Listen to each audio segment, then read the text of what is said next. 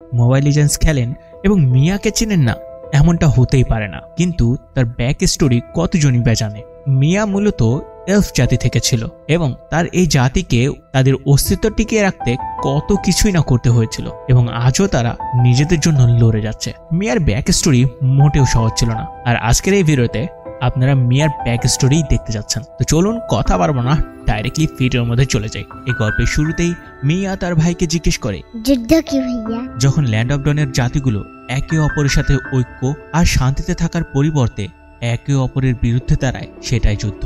যখন তারা প্রতিবেশীদের উপর আক্রমণ চালিয়ে শহরগুলো ধ্বংস করে, সেটাই যুদ্ধ। যখন তারা শান্তি ছেড়ে ধ্বংসের পথ বেছে নেয়, দয়া ছেড়ে নিষ্ঠুরতায় মেতে ওঠে আর শুদ্ধতার পরিবর্তে দুর্নীতিকে আলিঙ্গন করে, সেটাই যুদ্ধ।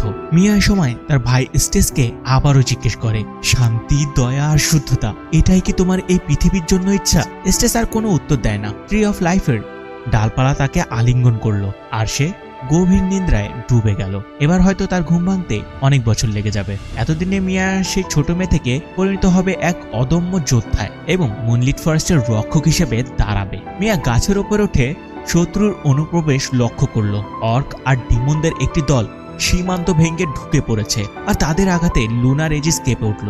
মিয়া তার ধনুক তুলল আর চাঁদের আলো দিয়ে গঠিত 3টি তীর বাতাস চিরে শত্রু নেতার বুকে আঘাত হানল। নেতা মারা গেল আর বাকিরা আতঙ্কে পালিয়ে গেল। বনজাতি দ্রুত ট্রি অফ লাইফের শক্তি দিয়ে লুনার এজিস মেরামত করলো এবং শান্তি আবার ফিরে এলো। মিয়া গাছের ডালে বসে ক্লান্ত শরীরে হাতের ক্ষতস্থানটি দেখলো। তার মনে পড়ে যায় ছোটবেলার কথা, যখন সে প্রতিদিন ধনুক চালানোর অনুশীলনে তার হাত রক্তাক্ত করত। তখন তার ভাই স্টেস ম্যাজিক দিয়ে তার হাতের ক্ষত সারিয়ে দিত। মিয়া সেই দিনগুলোকে অনেক মিস করে। সে তার এই অতীতগুলোকে আঁকড়ে ধরেছিল, কিন্তু সে জানতো অতীতে ফিরে যাওয়া সম্ভব নয়। তবুও সে মিথ্যে সান্ত্বনা দিয়েছিল নিজেকে। শত্রুদের বিরুদ্ধেই তার সমস্ত মনোযোগ কেন্দ্রীভূত ছিল। সে জানতো যুদ্ধ একদিন আসবেই, যে যুদ্ধ লড়াই করা হয় না তা কখনো জেতাও যায় না। আর অবশেষে সেই দিনটি আমরা দেখতে পেয়েছিলাম। এক ভোরবেলা অর্কদের আক্রমণে মুনলিট ফরেস্ট রক্তাক্ত হয়ে গিয়েছিল। আগুনে বন পুড়ে ছাই হয়ে গিয়েছিল। শত্রুরা আরো অন্ধ, নিষ্ঠুর হয়ে উঠেছিল, যেন অন্ধকারের জাদুতে তারা চালিত। এ সময় মিয়া কি করবে বুঝতে পারে না। সে তার ভাইয়ের কাছে প্রার্থনা করতে শুরু করে, ভাই আমাকে উত্তর দাও। কিন্তু ট্রি অফ লাইফ একদম নীরবই ছিল, কোনো কথা বা কোনো উত্তরই আসেনি। মিয়া তার চারপাশে ধ্বংসস্তূপ দেখে উপলব্ধি করলো, যখন আমরা ধ্বংসের শেষ প্রান্তে পৌঁছে অস্ত্র তুলে নেই বাঁচার জন্য, সেটাই যুদ্ধ। যখন আমাদের শেষ আশ্রয়কে রক্ষা করতে হয় যে কোনো মূল্যে, সেটাই হচ্ছে যুদ্ধ। মিয়া তার জাতির দিকে তাকিয়ে বলল, আমার প্রিয় এফরা, আমরা অনেক সহ্য করেছি, অনেকদিন ধরে ভয়ের দিন কাটিয়েছি। এখন পিছু হাঁটার কোনো জায়গা নেই। মুনলিট ফরেস্ট যদি ধ্বংস হয়ে যায়, আমরা সবকিছু হারাবো। এইবারের মতো, শেষবারের মতো কে আমার সঙ্গে লড়াইয়ে নামবে? প্রথমেই কয়েক ডজন এলফ যোদ্ধা বেরিয়ে এলো। এরপর আমরা দেখতে পারি শত শত এলফ তাদের তরবারি, বর্ষা, ধনুক নিয়ে মিয়ার পাশে এসে দাঁড়ায়। এবারে ট্রি অফ লাইফও মিয়ার ডাকে সাড়া দিয়েছিল। তার শক্তি দিয়ে বনজাতিকে চাঙ্গা করলো এবং শত্রুদের বিরুদ্ধে একটি পাল্টা আক্রমণের নেতৃত্বও দিল।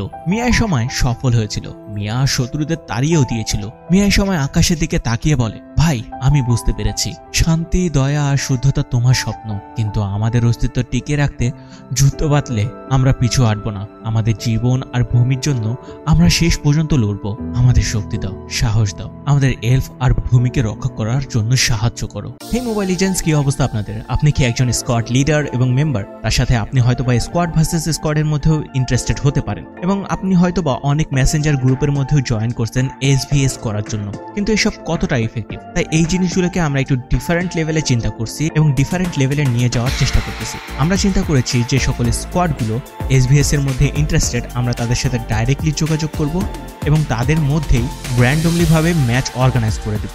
যেই ম্যাচগুলোকে লাইভ অথবা রেকর্ডও করা হবে এবং সেগুলোকে কমিউনিটির মধ্যে শেয়ার করা হবে, যাতে করে কমিউনিটি এই হিডেন জেমসদেরকে চিনতে পারে এবং কমিউনিটি আরো স্ট্রং হয়ে ওঠে। তার সাথে স্পেস পাগলসের টিমের পক্ষ থেকে মাঝে মাঝে গিভওয়ে আর এক্সাইটিং গিফটস জেতারও সুযোগ থাকবে। তো যারা যারা আমাদের এই SVS ক্যাম্পেইনের মধ্যে ইন্টারেস্টেড, তারা চাইলে সিম্পলি কমেন্ট করতে পারেন, আমরা ডিরেক্টলি আপনাকে ইনবক্স করব।